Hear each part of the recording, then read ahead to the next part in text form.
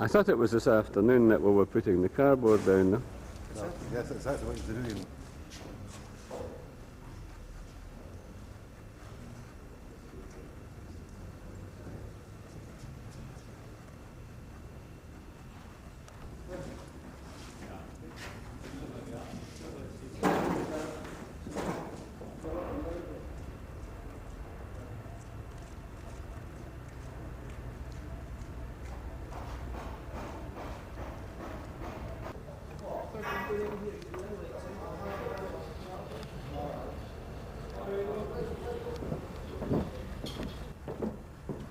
Feels odd this in the slope, doesn't it? It does. It'll be interesting the end tonight. Yes, after a few glasses of champagne it'll appear level probably.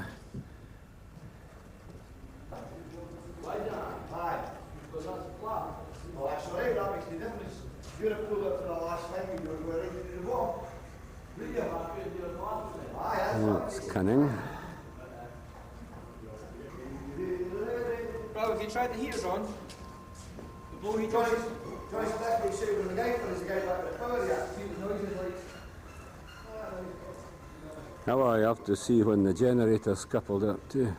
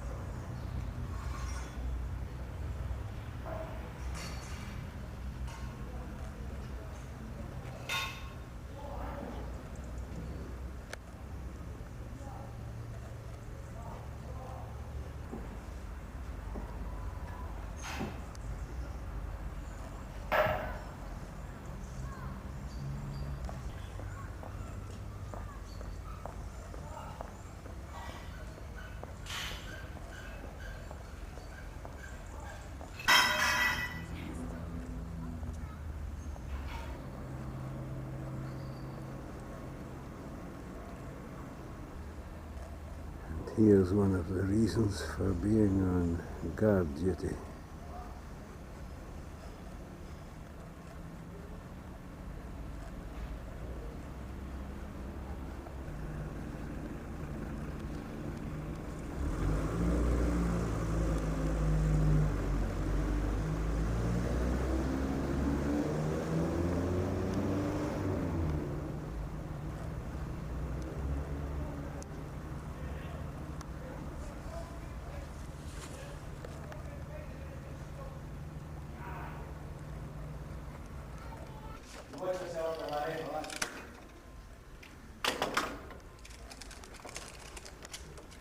Is that only about a couple of hundred to do, Walter? I hope it can let me. Well, that's amazing, you know. An hour and a half ago, all these stands for the heaters didn't exist until Russell's got cracking on them. This is about 9 o'clock on a Saturday morning. Tripping in. It's Mr. Hogg, master of all the surveys.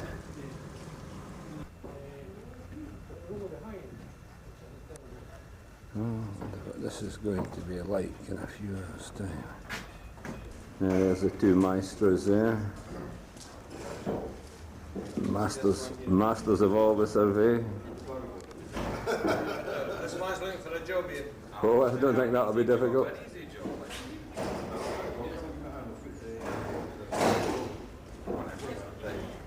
Toilet experts. Look, I've got that one going back and forward. How is morning? This will be a kitchen.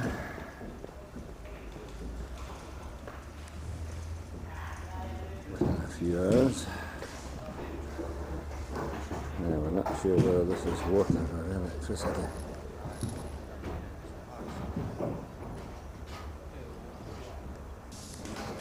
I think you've got more than you can cope with there, Sandy. I know what I got you. No.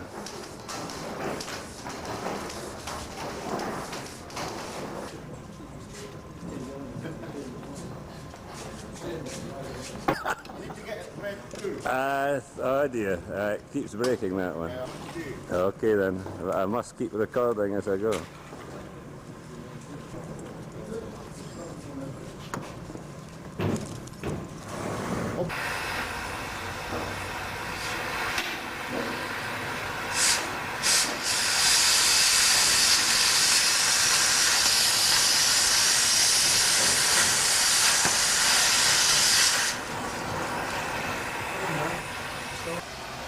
Now, this will be the first time for certainly over a century that this gate, if you can call it that, has been opened up, has removed.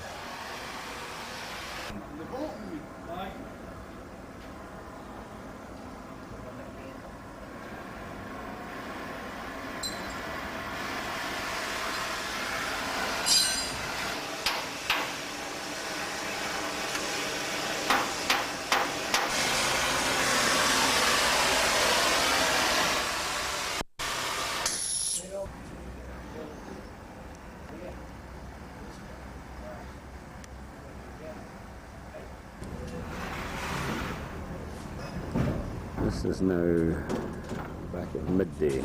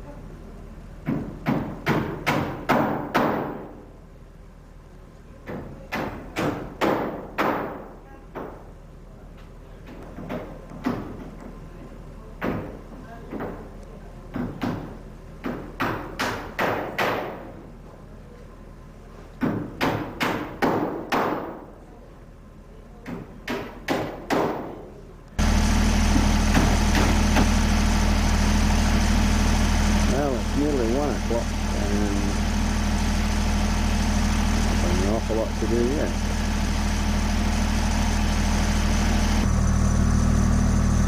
It's electrical supply and there's a 4 o'clock in the afternoon, so 3 hours to be off.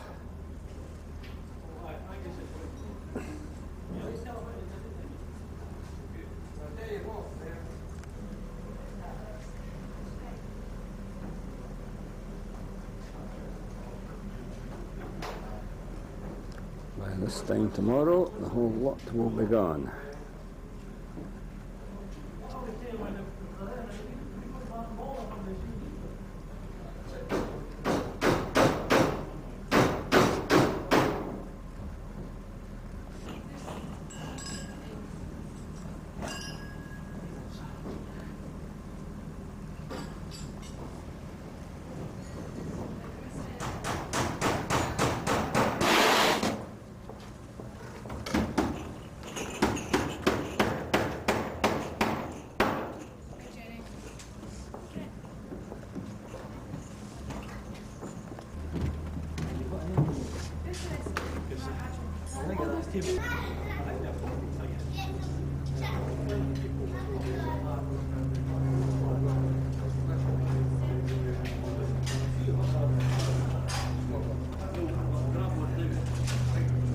Well, by 5 o'clock at night we have the first course on the table, so let's not have the heating too high.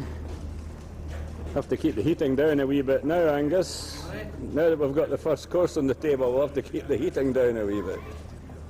And did you say it was a car accident? It certainly looks like it, but I suspect there's been a conflagration as well. His ears are a bit worn.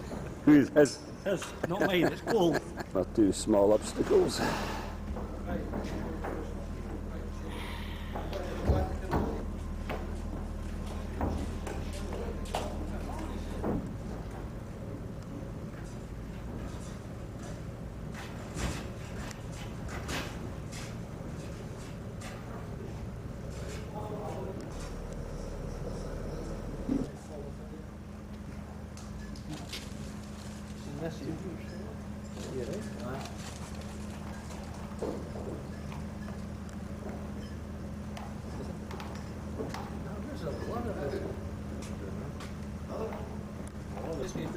Right, 1.5 hours to go. You're not going to be leaving this site? Or... No, there'll be somebody here all the time now. Right, aye. Somebody be here all the time? Gone.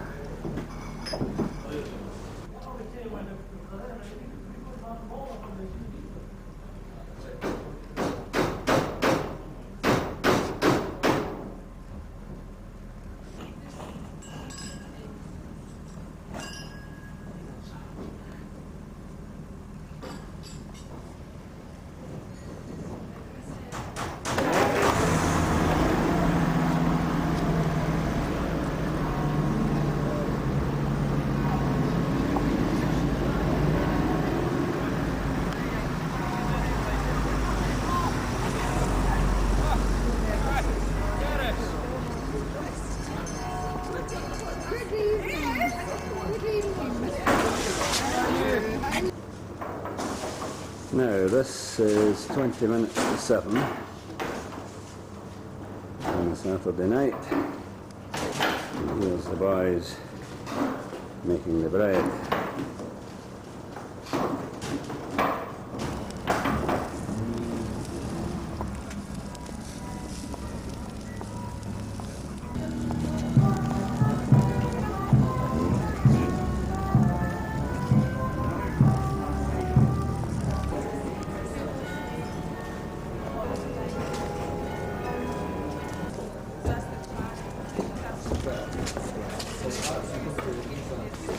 Thank you.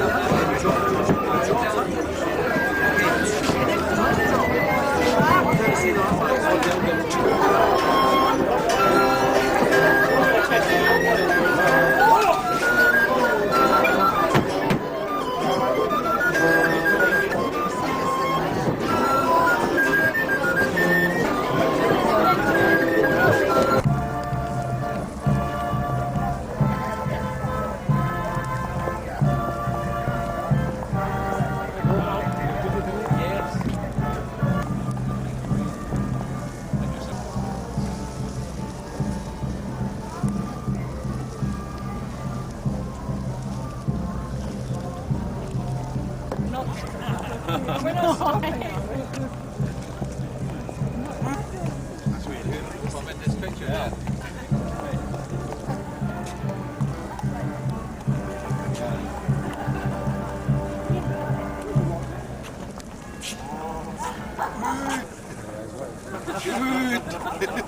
Keep your light on a minute, Ian. Thank you.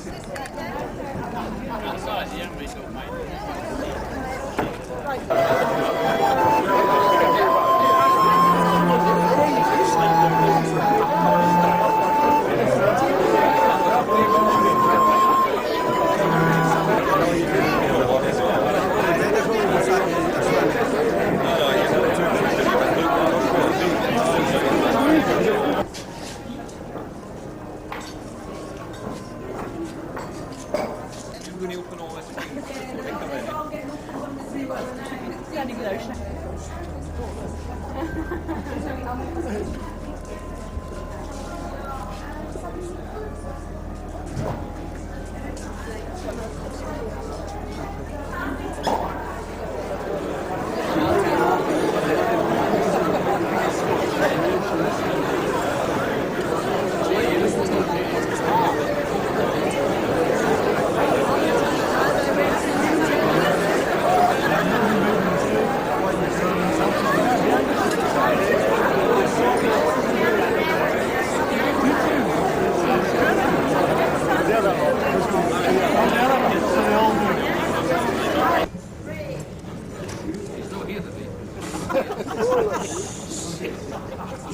Lord and Lady Elgin, Lady Provost, my lords, ladies, gentlemen, and fellow Rotarians.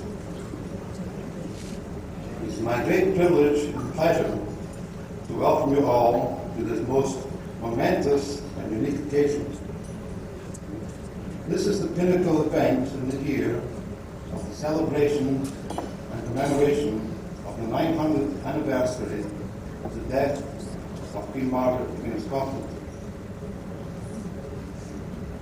This courageous idea of holding a medieval banquet in this most ancient and apt building was that of Lord Elgin, as this was the great dining hall of the monks of Dunfermline and dates back to the time of Queen Margaret.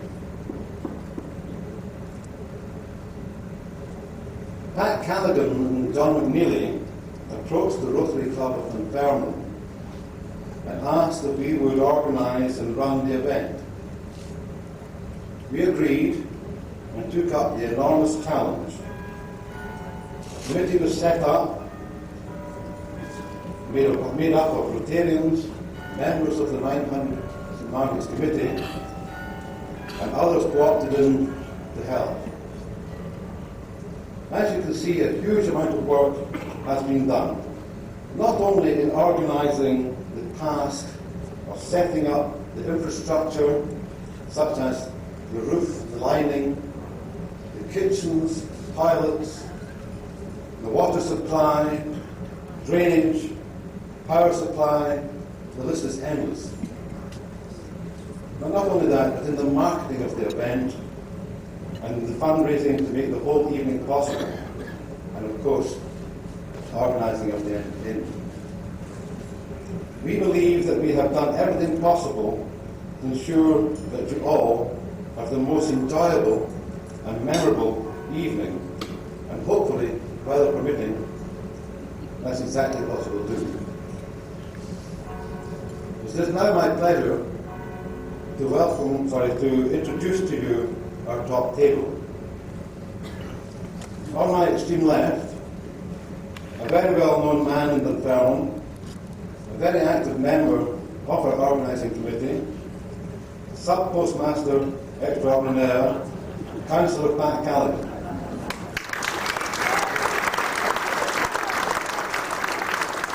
On my far right, his dear lady, Mrs. Alice Cameron, Lady Callaghan.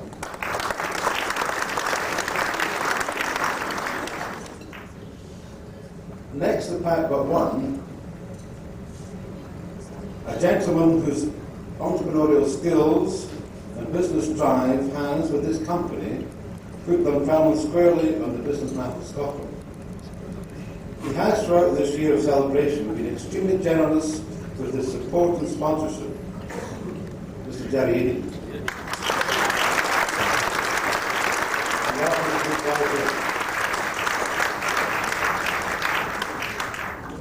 Alongside Jerry, it is my great pleasure to welcome Our Lady Provost. Margaret, thank you very much for gracing our top table this evening. And with Margaret, Alan Davison.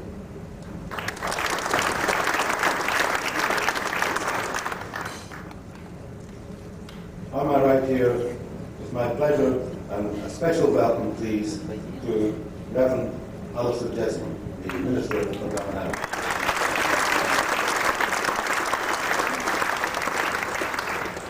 Hopefully he is keeping the lady on his left under control, my wife and mentor, Rosemary.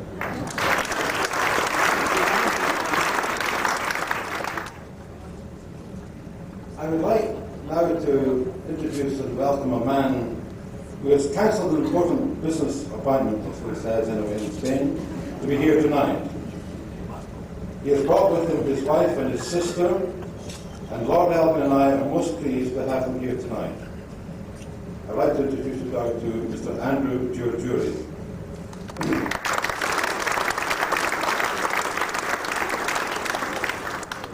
And his wife, Mrs. Giorgiuri, and his dear sister. I get all confused with these Juries and Giorgiuris.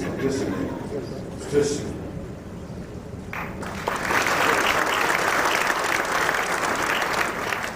You will hear later from Lady Alban about the family of Giorgi. On my left, the lady who is the patron of the 900 St. Margaret's Committee in Dunfermline. She has put in an enormous amount of work throughout this year in many, many ways, such as holding fundraising events at Broom Hall. Ladies and gentlemen, the Countess Elgin.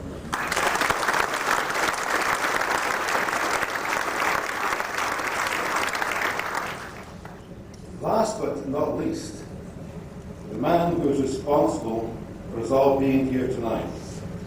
It's his idea, blame him. Very well.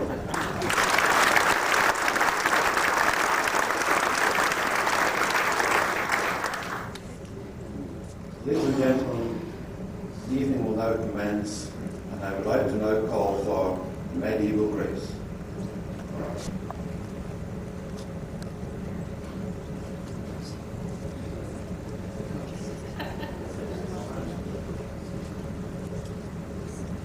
Stat magni nominis umbra, the shadow of her great name remains within these walls.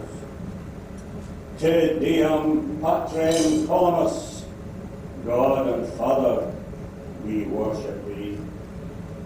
O Lord, whose love surrounds us all and brings us all together, pour write your laws upon our hearts and bids us help each other. We bless thee for thy bounties great, to all folks gathered here. We thank thee, Lord, for Margaret, whose memory we hold dear.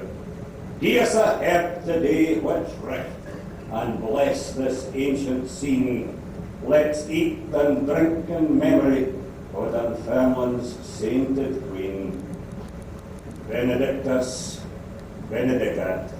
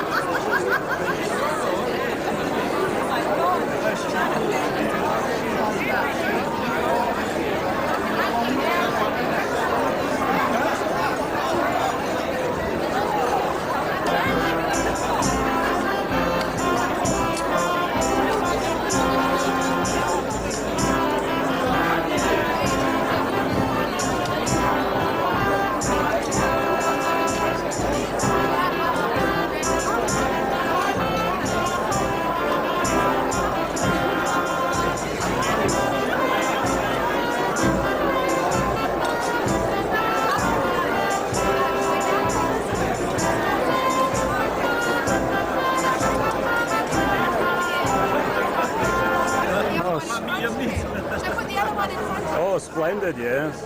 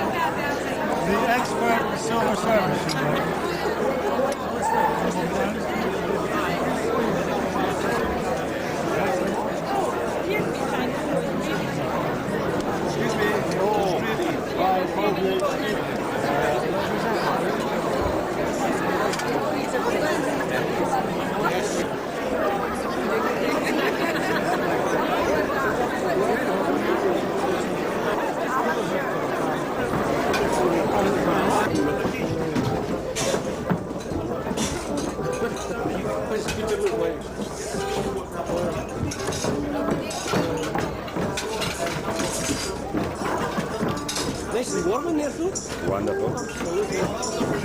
This is the Needing line. This is the bit that should not be on video. The Needing line. Yeah.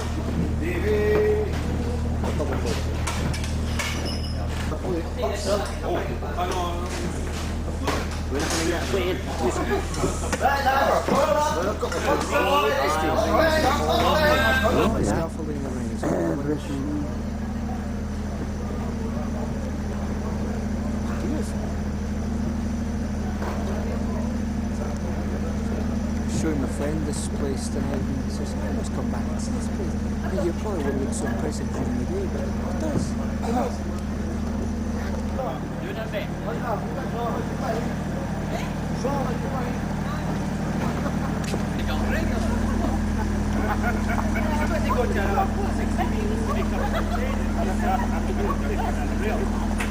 You missed, I was watching.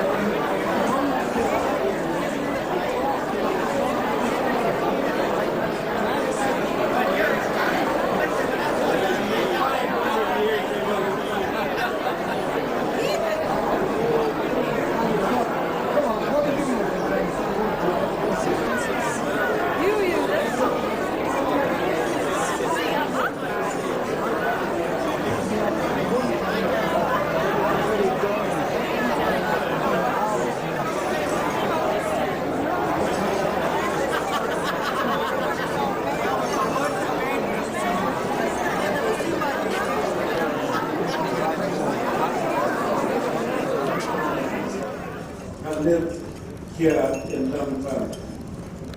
But today, as we are joined together, I believe that your hearts and minds will go out to the sovereign of our land today. And I would ask you to join with me in wishing her well, head of the Commonwealth, Queen of the Stars, the Queen.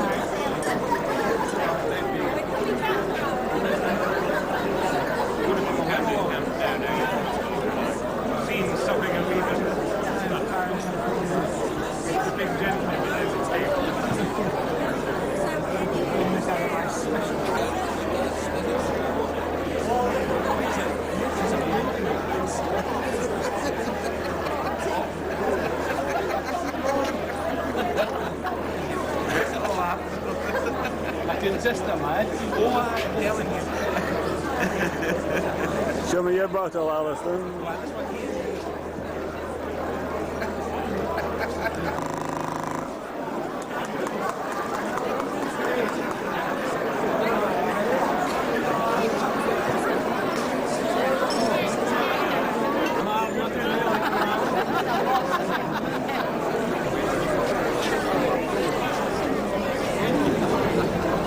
I don't know who to blame, but somebody said he was wearing a tartan suit, so we may have words later on.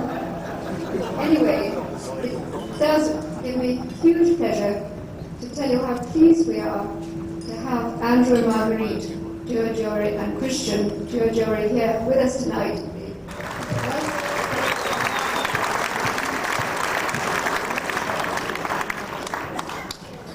He also wanted to tell me to tell you that next year we're celebrating the 500th anniversary of the first mention of Scotch whisky in this country. Friar John Cole, 500 years ago next year, was looking for malt to make whisky, and we have his written record. So, and the other wonderful thing we only discovered tonight was the Dewar part. As you all know, Abbott's House in the Maygate is being restored to be our new heritage centre, which I hope you will all support, because it's going to be very, very exciting. Andrew and Christian's great-grandfather was a Dr. Dewar who lived in Abbott's House in the Maygate at the end of the last century and married a Miss Jury at that time. So isn't that something? We've got them here, the fun pride, ladies and gentlemen.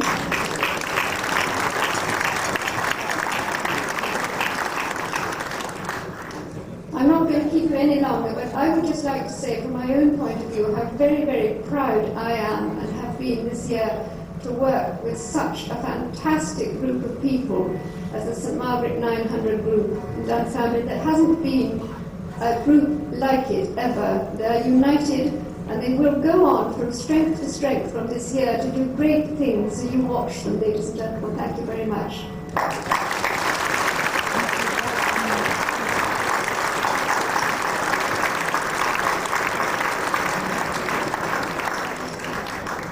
Lady Alton, thank you very much.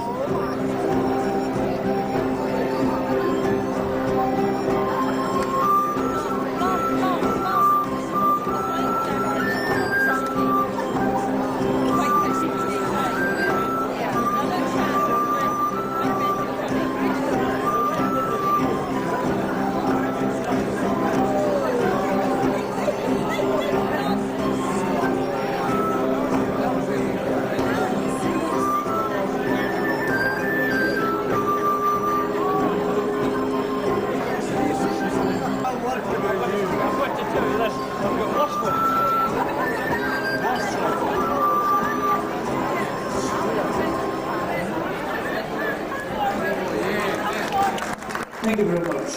Can you hear us all right? Can you hear us? Right. I'd like to do a piece of music from you now, which comes from pipe. This is from the Dunfermline Fratery area. I suppose most of you know that up to about a couple of hundred years ago, Puros in this area was famed for salt panning and for pan tiling and things like that. And further along the coast towards the east, you had Kirkcaldy places which were sail making and shipbuilding and such like.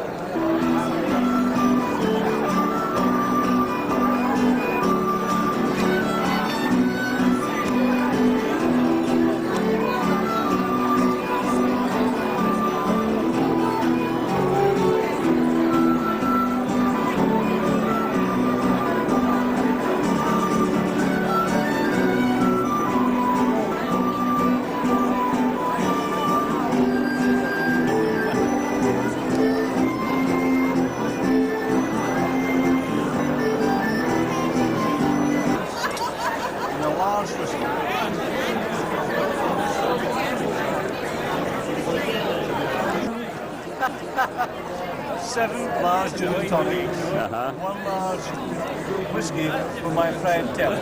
Who's going to pay for this? With water. Who's going to pay for this? Alan, I assume. Oh, I see. Very good. Alan,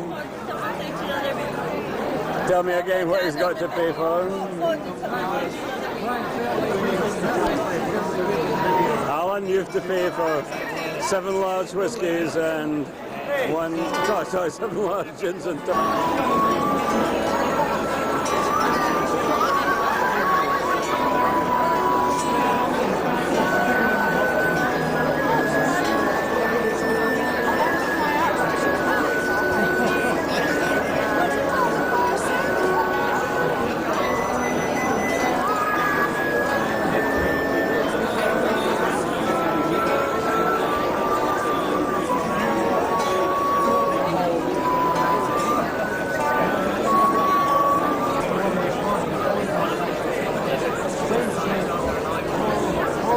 Something that might feel a little more to the festive feeling of the evening. This one is called The Drunken Wives of Carlisle.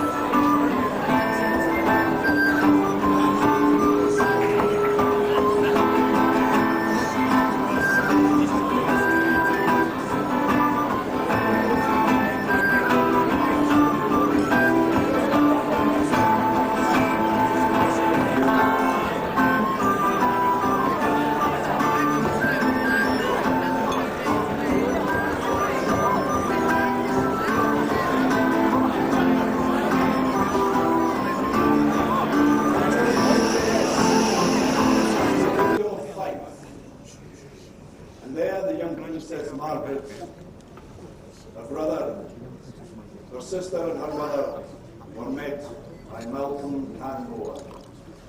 Malcolm III MacDuncan, King of Scots.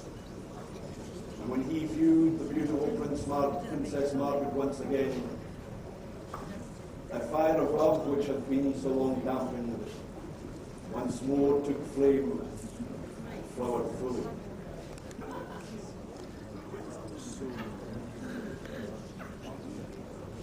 Margaret, though, had different ideas. She said no.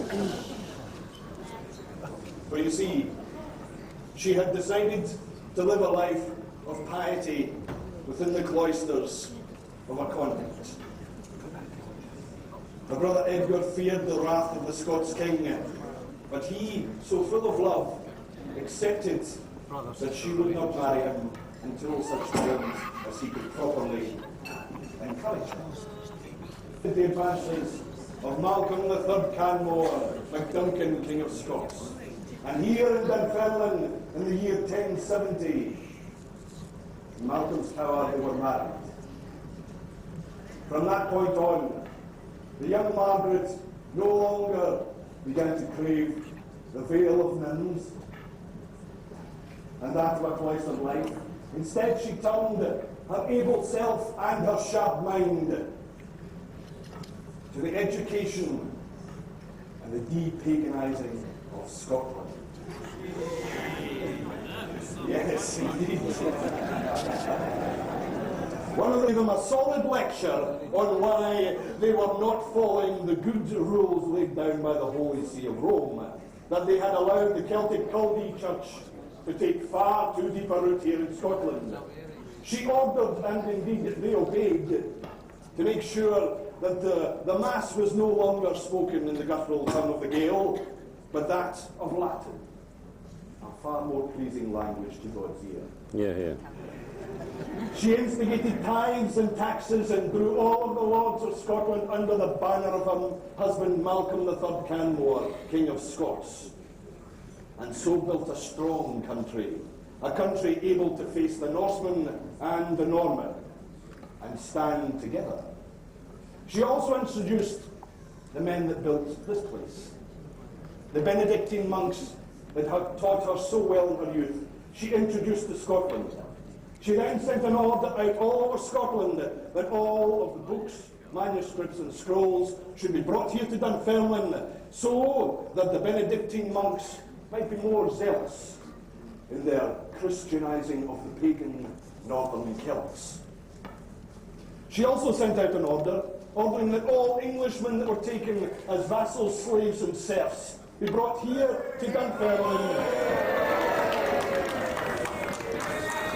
freed from their thraldom and serfdom, to be brought here to the palace of Dunfermline, where they would be salved, fed and clothed, and repatriated to their families in England for a small fee. The money gleaned by Queen Margaret on this occasion then began to go to build new palaces, to provide fine silks and good retinues for the Scottish court, to bring teachers, musicians, writers. Not only was she zealous in the conversion of good Christian morals in Scotland, she did not forget what good Christian marriage is for. She bore her husband 8 strong and healthy children, all of them bar one paragons of Christian virtue. And she even took care of her husband's first son, Duncan. But that one son, that snake in the grass, one son turned against and murdered his father. With his uncle, Donald Ban, they made plans to use up the throne of Scotland. And using some rather dubious English allies, they ambushed the king and his 2 sons while they were subjugating a Norman lord that had been irritating them in Northumberland. The king was murdered. His second eldest son also died. At the same time, Donald Ban and his nephew laid siege to Edinburgh Castle, where Queen Margaret was residing. News that her husband was dead and that her most loyal son had fallen. Queen Margaret, weak in years of fasting and pious servitude, lasted 3 days before she was taken into the arms of Christ.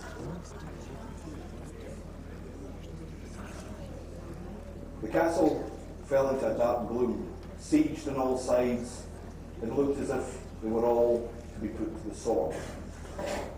But then the good Bishop Turgot, the confessor, prayed. He prayed to the saintly Queen, and an unseasonal har began to draw from the River Forth. It crept up the hill and covered the entire castle. Donald Van's army was totally blind. Edgar, with the good Bishop Turgot, escaped with his siblings and with Queen Margaret's body and arrived here in Dunfermline. She was buried with her husband in this abbey in 1293. And thus ends the tale of Margaret the Queen. But ladies and gentlemen, for several hundred years after that, there was to grow the tale of Margaret the Saint. But that's for another banquet. Ladies and gentlemen, let me introduce you now to Mary Sanders. I'd like to warm you up to, if feeling a little cold on the far side or whatever, join in with a few songs. I'm not going to be medieval, I'm going to sing some Scottish songs. No, I'm not Anika tonight. Definitely not. And we'll start off with a little medley of Burns' love songs. My love was born in Aberdeen, but on his love that ever seen, but knew he might so heads for sight. He stayed the field with right companion, he's a rapid Robin lad, he's a brisk and a bonny lad, the time on May I will be one. She's gonna dear again, and I go in my yard, and by your garden green again, and I go in my yard, and sing my bonny tune again. My love, she's what a lassie, and my love, she's what a lassie, and when it is on a year or 12, she'll know me half so saucy, and I rode the day I saw her, I rode the day I saw her, forget the needs must make me small. But he say, oh, my love, she's what a lassie, and my love, she's what a lassie, and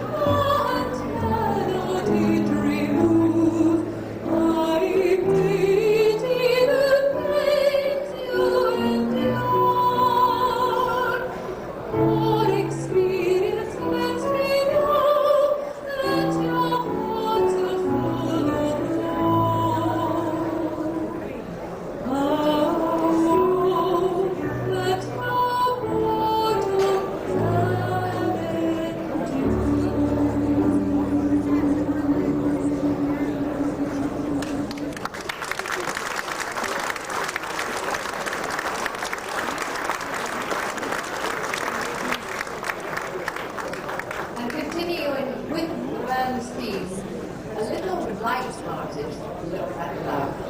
And I think this is how Grant really is almost at his best, when he can be cheeky and still get his message across. Coming through the rye. In the body, meet somebody, coming through the rye. In the body, greet somebody, meet a body cry. Yet all the lasses smile at me when coming through the rye. In the body, greet somebody, coming train a tune. In the body, kiss somebody, meet a body prune.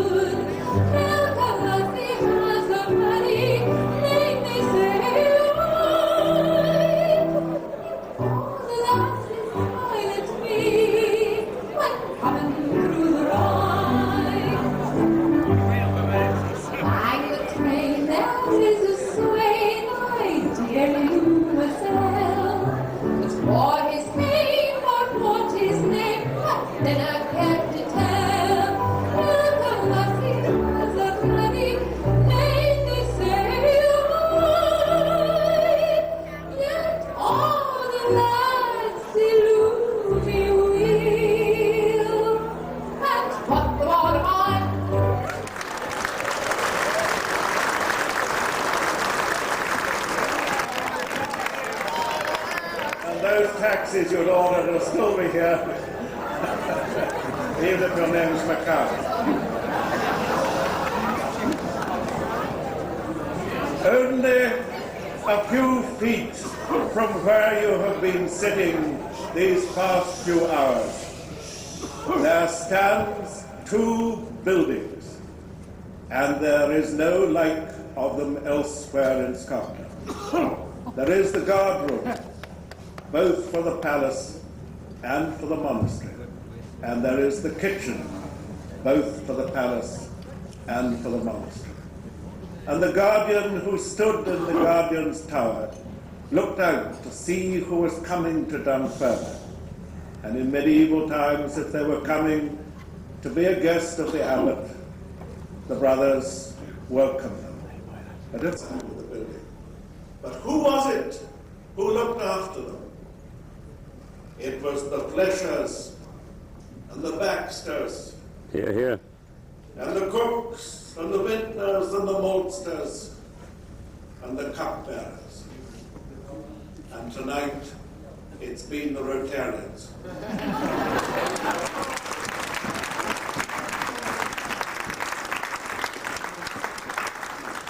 They've taken upon themselves the glory of the past. And have been added their friends, who put just for a moment a roof over this building. King Robert himself ordered the roof to be restored here after Edward Longshanks had burned it down. And it fell apart until the great scaffolders of the 20th century.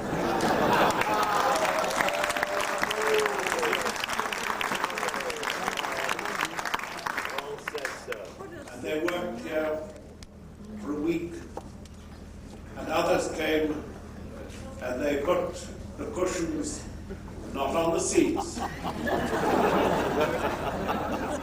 but on the legs of the seats, because Historic Scotland said there must be nothing on this floor that would damage it.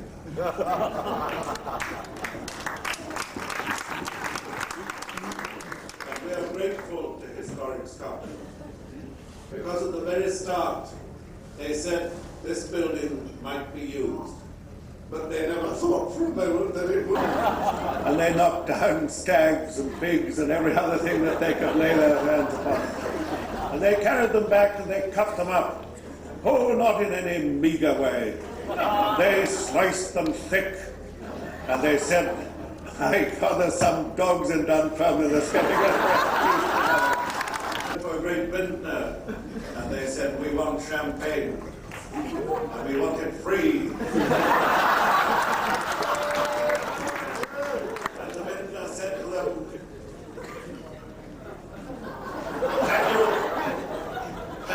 "Had you not had a medieval banquet, we would have been delighted to give you champagne, but we have to remind you that the monks had not yet invented champagne. So you can pay for it.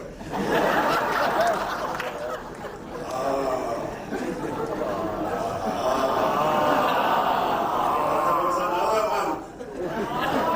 He wasn't really a proper monk, he was only a friar.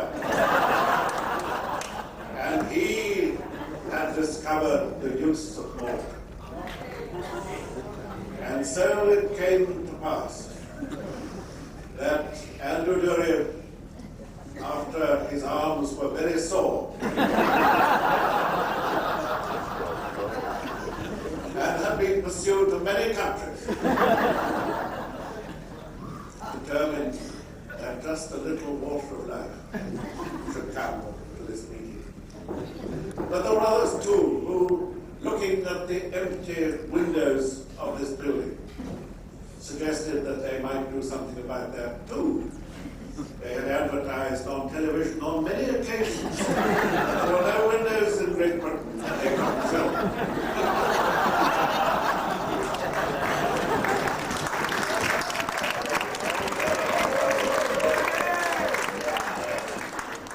And so they filled them.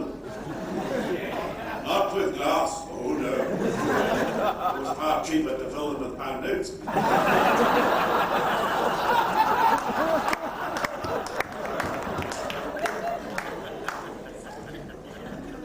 We have benefited beyond all measure in this place. The guardians of Dunfermline stood above us tonight, and they looked down on you as they had looked down on many a banquet, on many an occasion. 900 years of history they had looked down on scenes like this. And they said, I'm sure, to each one of you, thank you. Thank you for coming to enjoy the sort of hospitality that is possible in Dunfermline when we really try. And those people who have tried, who I've tried to mention here tonight, and whose names appear at the back of our bill of fare, these are the people who have tried by their very utmost to make this night something that will be remembered perhaps for 900 years. For we have enjoyed ourselves here tonight, and from the enjoyment that we have had, we would like to use this to say thank you to all those who, out of the greatness of their heart and the hardiness of their constitution as they travel about these walls, have made this night the glory that it has been. Thank you all, and I hope that you will join with me in this corporate vote of thanks to those who have made this night possible.